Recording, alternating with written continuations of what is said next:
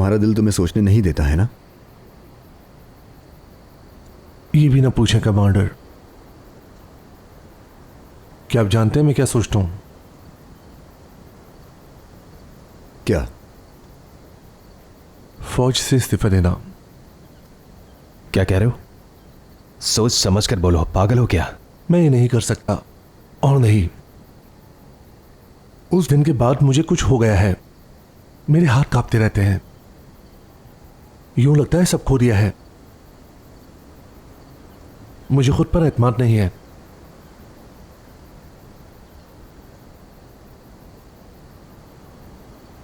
इसके बाद तुम्हें एक तवील छुट्टी मिलेगी।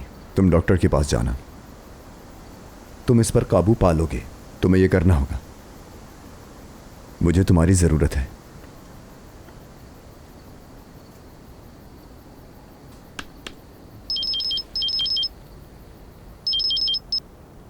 हेलो यूसुफ, क्या बात हो सकती है?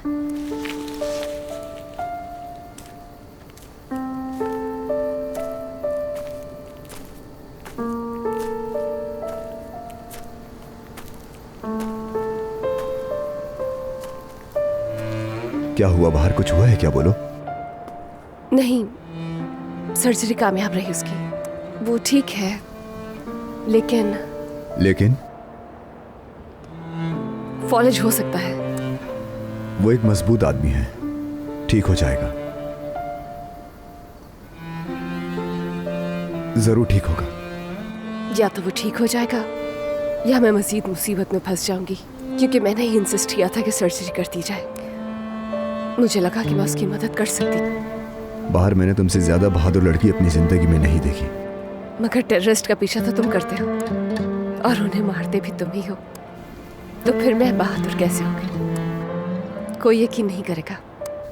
परवाह नहीं कि कौन यकीन करेगा, मैं करता हूं। मैं हैरान हूं। जब भी तुम्हें सख्त फैसले करने की जरूरत होती है तुम वही करती हो, और तुम वही काम करती हो जो तुम बेहतरीन समझती हो। तुम भी ऐसा ही करना। जब मैं कुछ करता हूं तो मुझे नताइज के बारे में सोचना पड़ता है। यूसुफ,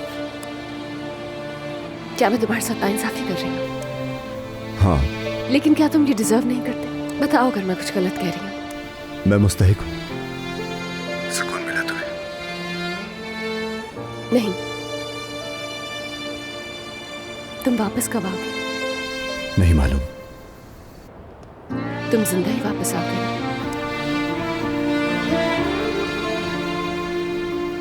मुझे इसकी कोई परवाह नहीं है।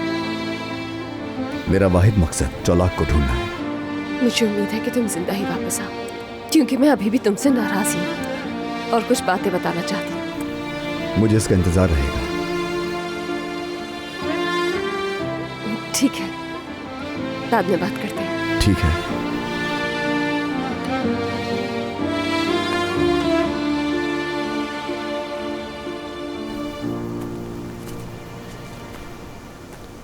अल्लाह कबूल करे भाई। आमीन मेरे भाई, अल्लाह हमारी इबादतें कबूल करे।